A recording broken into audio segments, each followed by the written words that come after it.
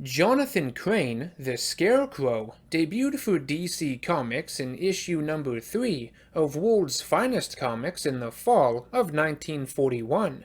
Crane was a professor of psychology at Gotham University who was ridiculed by his students and colleagues for his thin frame and old-timey clothing, which made his appearance resemble that of a scarecrow. In retaliation, he would don the costume of one and use his knowledge of fear to create terror and panic within Gotham City, and this was the basic idea of the character in his early appearances, him benefiting financially from fear in some way. Though Crane's iconic fear gas in the form of a spray was introduced in Batman number 189 briefly, it was issue 200 from March of 1968 that further explored this idea, cementing it with fear-radiating pills that caused a psychochemical reaction within their target's brain, causing them to be deathly afraid of their inner fears for a specific amount of time.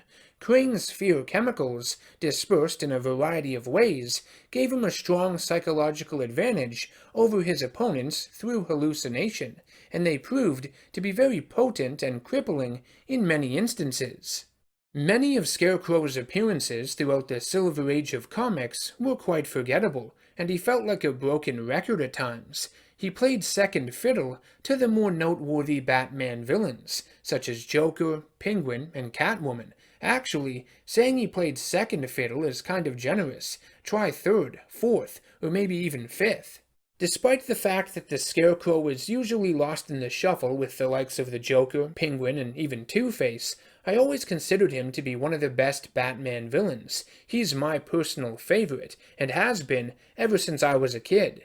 Yeah, Scarecrow stories haven't all been winners, but the potential he possesses as a character is virtually limitless in my opinion. Comic books are a very visual medium, and artists are able to depict fear in so many creative ways. Fear itself is subjective, which makes all of this even more fascinating to me. Everyone is afraid of different things, so something one person might find to be baby stuff might be a living nightmare for someone else, you never know. And that means the effectiveness and impact of Scarecrow himself probably differs from person to person. We all experience him and his stories in different ways.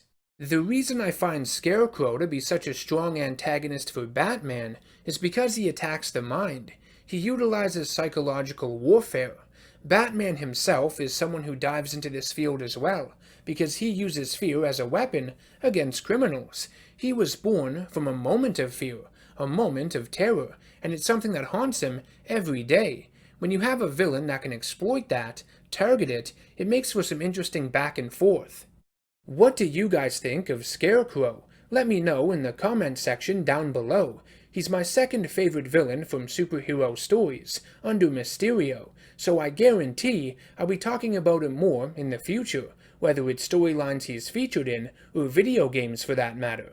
If you enjoyed the video, make sure to hit that subscribe button and bell icon to be notified of all future content I release. Help support me on Patreon if you can, and stay tuned all week long for more Halloween-themed content. I'm just getting started.